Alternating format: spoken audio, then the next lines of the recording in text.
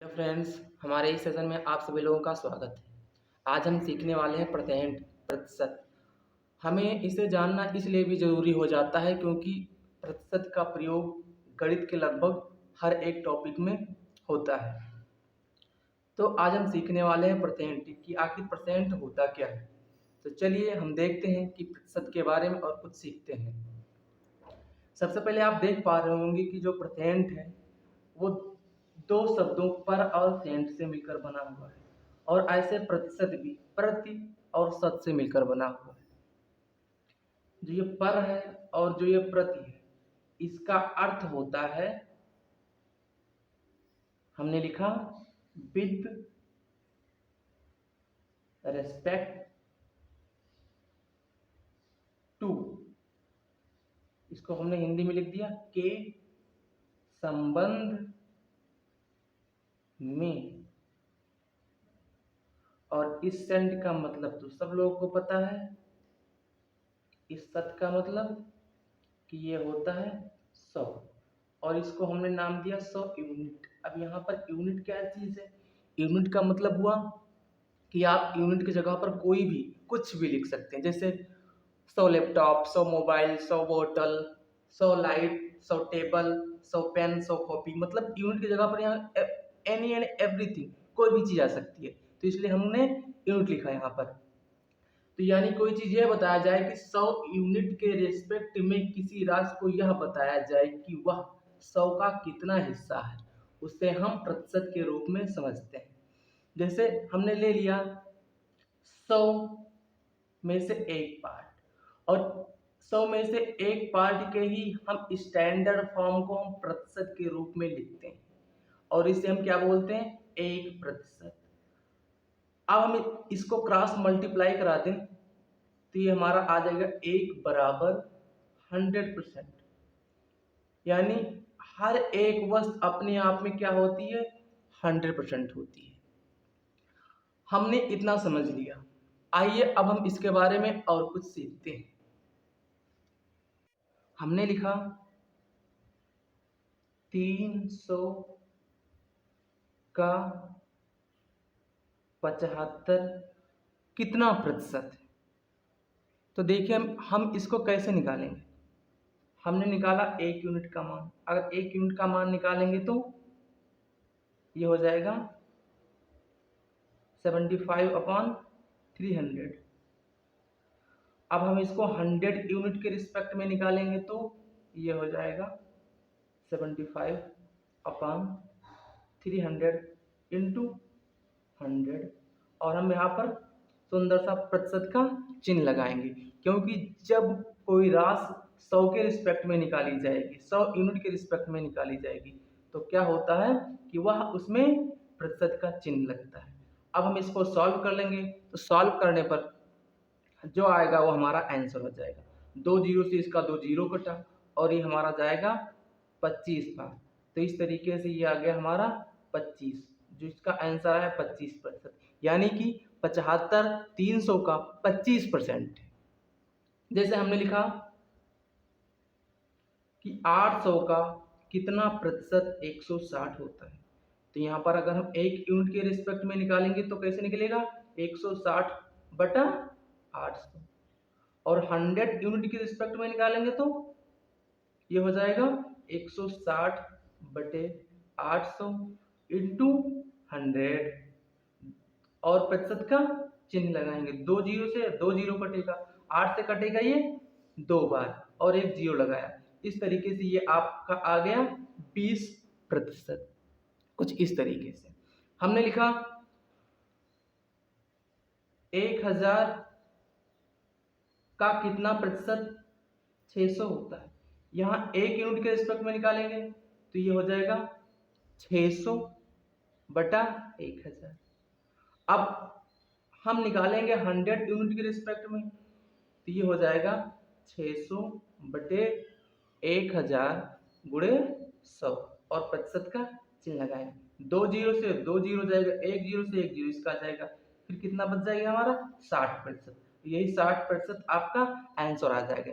यानी कि किसी भी संख्या में से जिस संख्या को हमको प्रतिशत निकालना होता है, उसको हम अंश की जगह पर रखते हैं। जिसका प्रतिशत निकालना होता है उसे हम अंश की जगह पर रखते हैं, और जिससे निकालना होता है उसको हम हर की जगह पर रखते हैं और इंटू 100 कर देते हैं, 100 से गुणा कर देते हैं और प्रतिशत का चिन्ह लगाकर सॉल्व कर लेते हैं। जो आता है वो हमारा सीधा प्रतिशत में आता है आंसर। तो इस तरीके से ये हो गया। चलिए अब हम आगे बढ़ते हैं। हमने यहाँ लिखा 25%, हमने लिखा 45%, हमने लिखा 85%। अब देखिए हमारे आगे का काम क्या है। हम करते क्या है, इसको हम कन्वर्ट करेंगे परसेंटेज टू फ्रैक्शन। इसको भी कन्वर्ट करेंगे परसेंटेज टू फ्रैक्शन, और इसको भी कन्वर्ट करेंगे परसेंटेज टू फ्रैक्शन। कैसे कन्वर्ट करेंगे? 25 की जगह पर 25 रखेंगे और परसेंटेज की जगह पर अभी हमने पढ़ा है कि परसेंटेज का मान होता है 1/100। तो हम इसकी जगह पर कितना लिख देंगे, 1/100।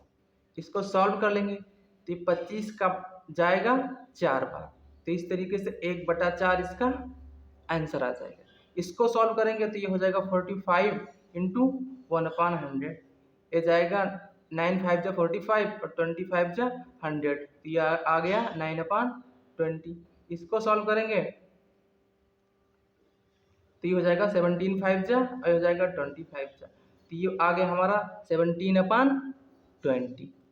यानी कि अगर किसी भी प्रतिशत को हमको उसको फ्रैक्शन में चेंज करना है तो हम प्रतिशत का चिन्ह हटा करके उसको 100 से भाग देते हैं और वो सीधा हमारा प्रतिशत से फ्रैक्शन में कन्वर्ट हो जाता है। अब हम देख लेते हैं कि अगर हमको फ्रैक्शन से प्रतिशत में कन्वर्ट करना हो तो कैसे करेंगे। जैसे हमने लिखा 2/5, हमने लिखा 3/2। अब हमको इसको कन्वर्ट करना है फ्रैक्शन टू परसेंटेज कन्वर्ट करना है, तो क्या करेंगे, हम 2/5 लिखेंगे और 100 से इसका गुणा करा देंगे। जो आएगा वो हमारा सीधा प्रतिशत में आएगा और हम प्रतिशत का यहाँ पर चिन्ह भी लगा लेंगे। तो ये जाएगा हमारा 20 टाइम्स, तो 22 जा 40, ये हमारा इस तरीके से 40% इसका आंसर आ जाएगा।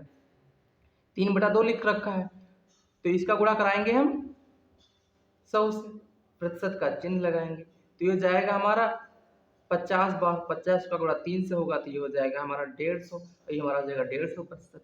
यानी कि जब हमको फ्रैक्शन से प्रतिशत में कन्वर्ट करना होता है तो हम प्रतिशत का चिन्ह हटा करके 100 से गुणा करके फिर हम प्रतिशत का वो हमारा आंसर प्रतिशत में आ जाता है। यानी कि क्या करेंगे, हम फ्रैक्शन से प्रतिशत में कन्वर्ट करने के लिए 100 से गुणा करके प्रतिशत का चिन्ह लगाते हैं, सॉल्व करेंगे, हमारा फाइनल आंसर आ जाएगा। अब हम देखेंगे कुछ standard fraction to percentage form. हमें लिखा 1 जो होता है 100%, हमने लिखा 1/2 ये होता है 50%, हमने लिखा 1/3 ये होता है 33 से ही 1/3%, और हम इसे लिखेंगे 33.33%।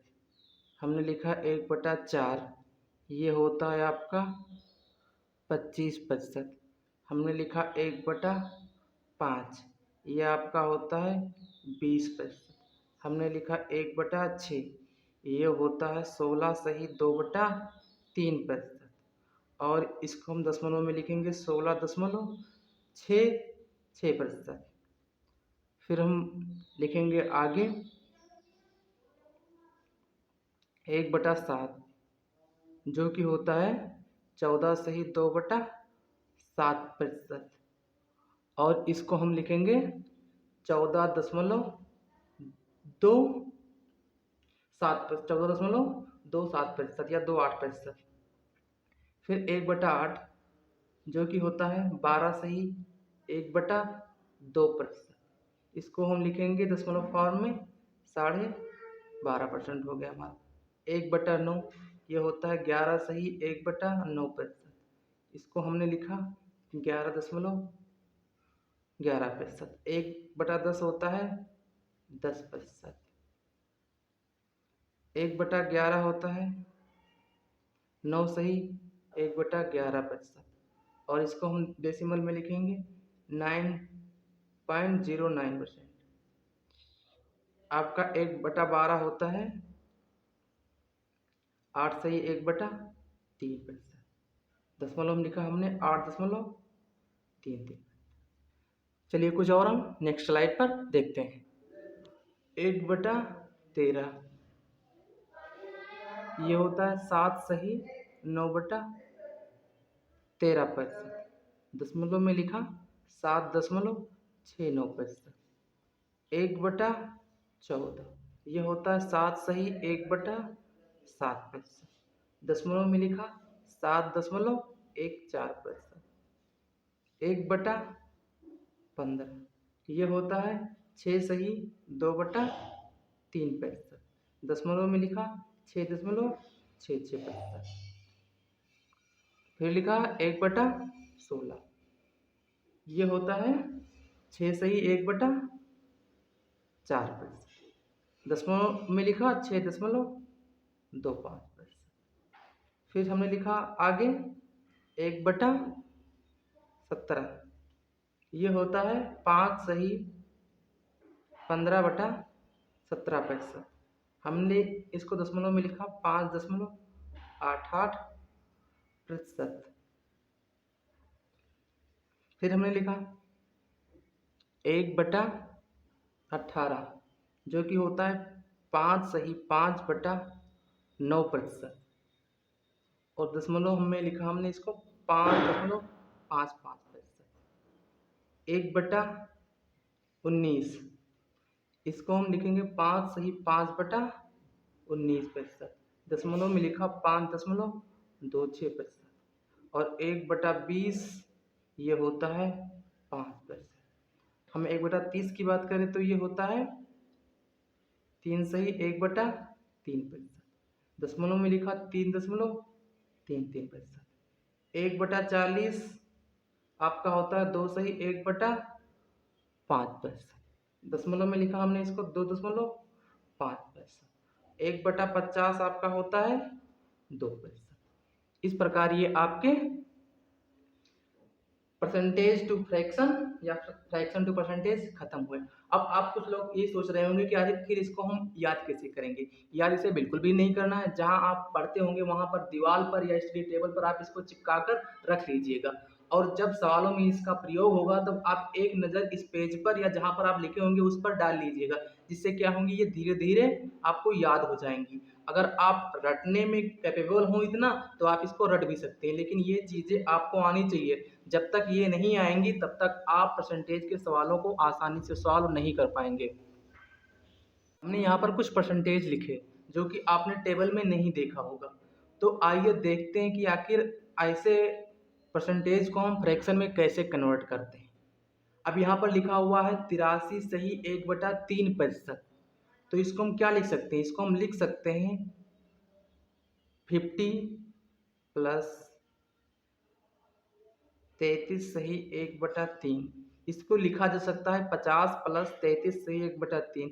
यानी 50 में इतना जोड़ने पर 50 में 33 सही 1/3 जोड़ने पर 83 सही 1/3% आ जाएगा।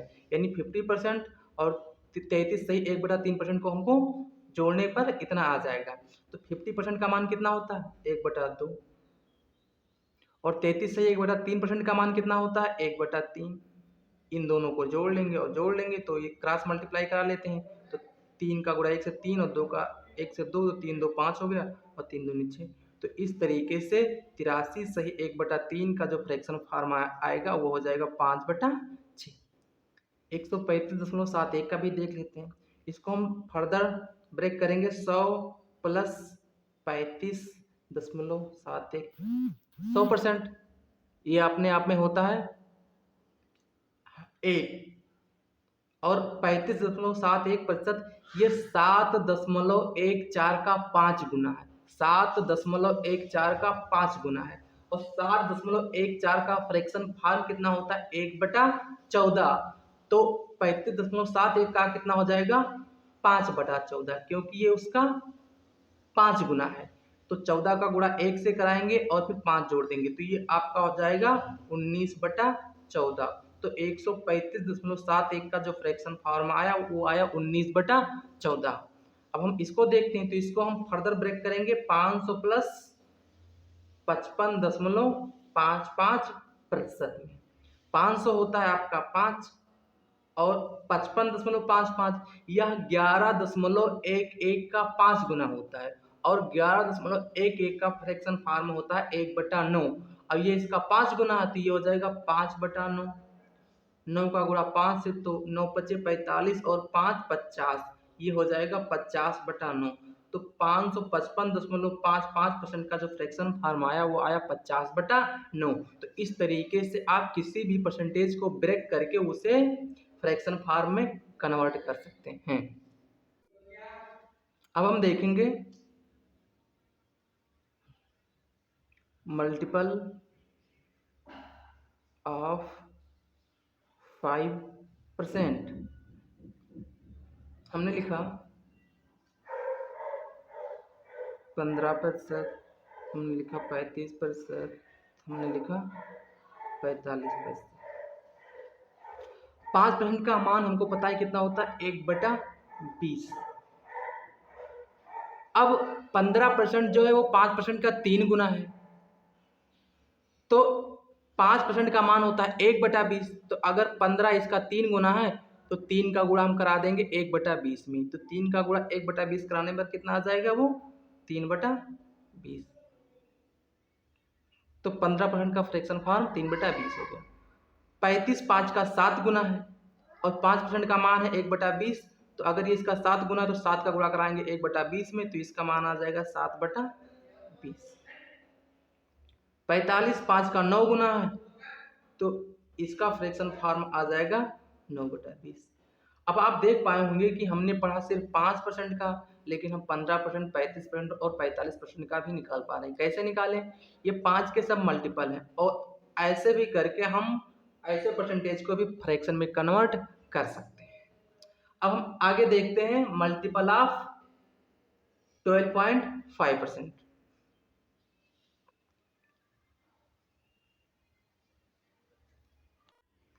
हमने लिखा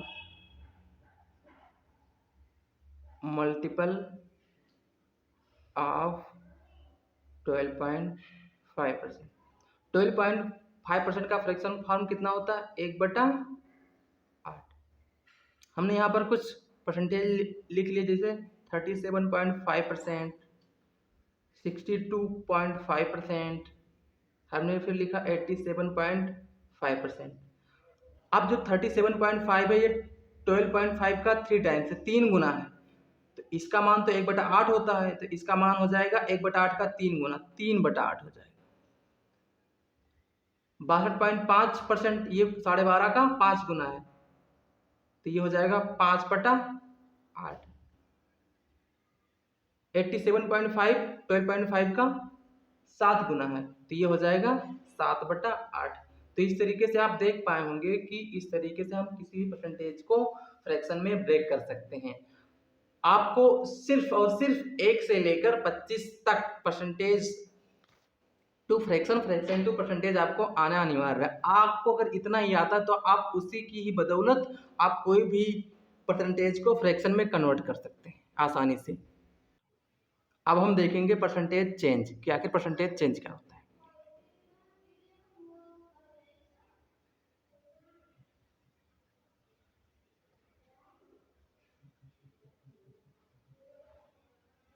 जिसे हमने लिखा +10%, -20%, +25%।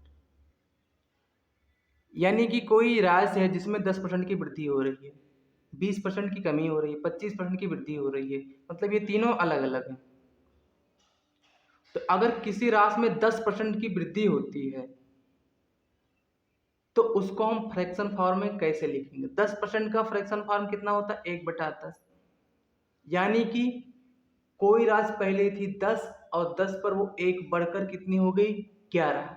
यानी कोई राशि पहली थी 10 और 10 से बढ़कर कितनी हुई? 11। तो इसको हमने लिखा 10:11। 20% की कमी हो रही है, 20% का फ्रैक्शन फॉर्म होता है 1/5। यानी कि कोई राशि पहले थी 5 और 5 से 1 घटकर हो गई 4। तो हमने इसको लिखा 5:4। यानी पहले कोई थी 5 और 5 से घटकर हो गई 4, यानी 5 में 1 की कमी हो गई। 25% का फ्रैक्शन फॉर्म होता है 1/4। यानी कोई राशि पहले थी 4 और 4 से वो 1 बढ़ गई, तो 4 से हो गई 5। यानी कि कभी कोई राशि में या तो कमी होगी या तो वृद्धि होगी, यही दोनों कंडीशन हो सकते हैं। तो अगर परसेंटेज चेंज हो रहा है तो उसको हम रेशियो में कन्वर्ट कर लेते हैं, जिससे हमको क्वेश्चन करने में ज़्यादा आसानी होती है।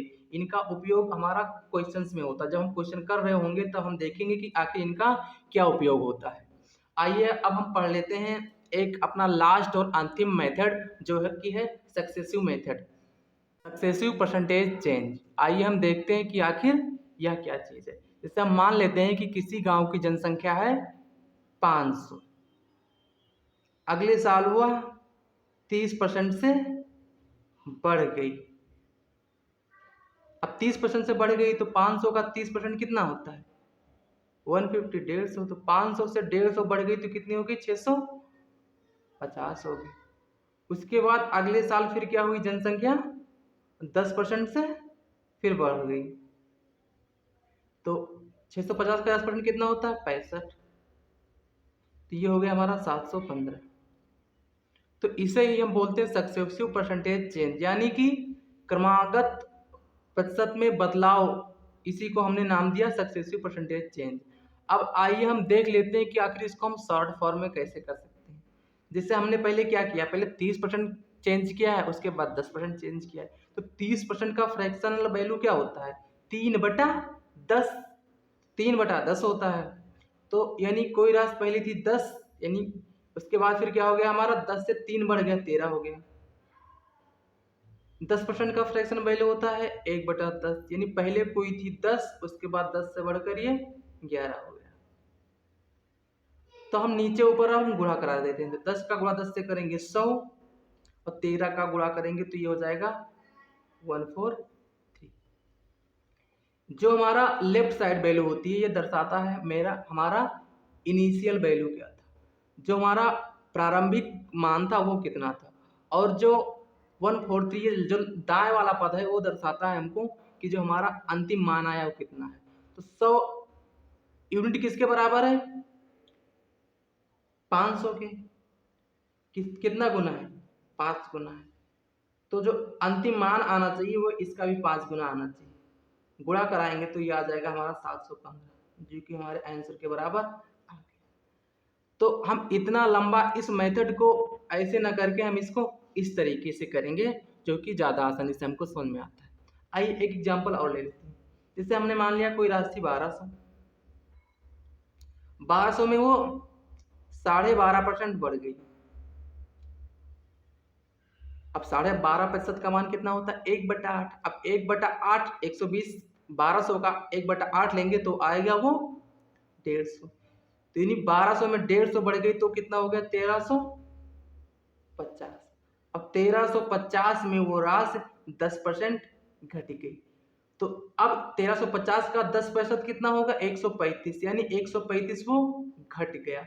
अब 135 में घटाएंगे तो हमारा आ जाएगा 1215। तो हमारा अंतिम मान आया। अब इसको हम देखिए कैसे कर सकते थे। 12.5% का चेंज आया तो 12.5% का मान होता 1/8। यानी 8 से कोई राशि बढ़कर 9 हो गई।